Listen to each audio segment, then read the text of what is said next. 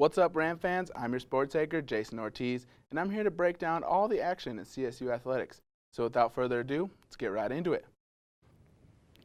CSU football is fresh off a big win on homecoming weekend versus New Mexico. The Rams' big win came off a Wyatt Bryan game-winning field goal.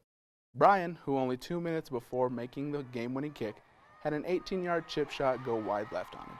But even Coach Bobo said he still had faith that the defense would get them the ball back and give the offense another shot. Quarterback KJ Carter-Samuels took the snap with less than 10 seconds left, got the ball between the hashes where Wyatt probably felt more comfortable.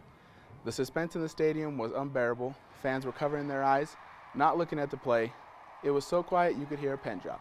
After making the field goal, a big sigh of relief and joyous cheers filled Canvas Stadium. Now the Rams are in a good situation. They must win at least 3 of their 5 next games, but none bigger than the one coming up. CSU will travel to Boise, Idaho to play the Broncos, who on the season are 4-2.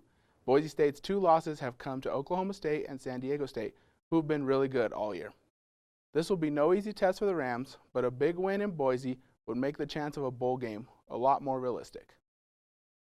When you compare KJ Carter-Samuels to Brett Rippon, they actually look like a really similar quarterback. Passing-wise, they're both really great passers. They don't run the ball too much. Neither of them have really good running stats, but as you can see on the graphic, they are both pretty equal. KJ with 1,900 yards and Brett with 1,800. KJ has a slight edge in touchdowns, but also has a slight edge in interceptions.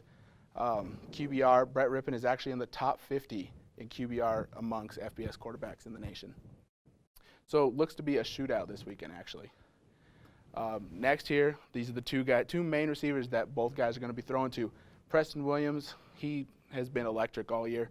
He's leading the Rams with 671 yards receiving, 12.9 yards per catch, 7 touchdowns, 69 is his longest reception, 52 catches, and he's averaging 95 yards a game. That dipped down a little bit just because he had a couple bad games, but look for Preston Williams and Sean Modster to both be active during this game.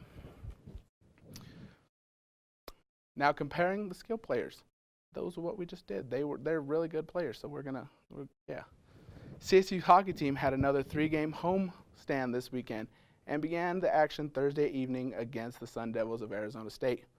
A physical first period that saw 5 penalties that didn't see any goals, but ASU established itself as more offensive team, taking 14 shots compared to the Rams' 5 shots.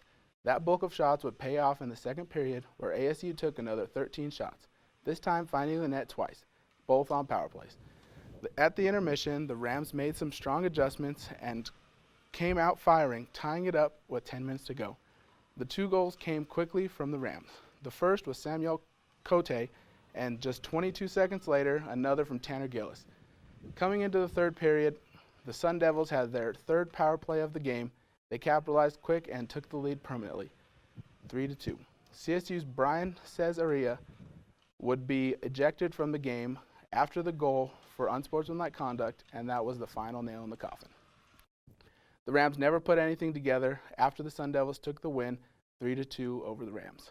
The Rams continued on with their 3-game weekend on Friday when they would start their first matchup against Arizona. Against Austin Onse was the only Ram who was able to score in the first matchup, and where the Rams fell to Arizona 3-1. Saturday did not bring much more luck to the Rams when they took on Arizona yet again. The Arizona Wildcats, who entered the game with a 4-1 record, were ready for the get-go. Netting pucks twice in the first 12 minutes, the Rams would respond in the first period off the stick of Noah Miller and entered intermission with momentum. A Ram power play in the middle of the second period gave Ben Joseph the space he needed to tie it up, but the Wildcats didn't flinch. They finished the period with a power play goal of their own and would get a second power play goal just a minute into the third period. A second empty net goal for the Wildcats in as many games sealed the deal, and Arizona took a 5-2 victory over the Rams. Pre-Nationals was this week for the cross-country team, and the Rams set a tone with all 5 men placing in the top 68, including 3 in the top 22. The 9th-ranked men finished 6th overall in the race and were able to top 5 other ranked teams, including the 3rd-ranked Wisconsin Badgers. The women were equally as successful, with the 3 Rams finishing in the top 62 and a 16th place finish in the field of 36. That included 8 Power 5 teams who finished behind CSU. Next up for the Rams is the Mountain West Conference Championships in 2 weeks. The CSU swim and dive team traveled south to Denver to take on the Denver Pioneers this past Friday. Haley Rowley stood out for the Rams, picking up 3 individual wins in the 100 and 500 freestyle and the 200 individual medley. These three wins added 27 total points for the CSU team.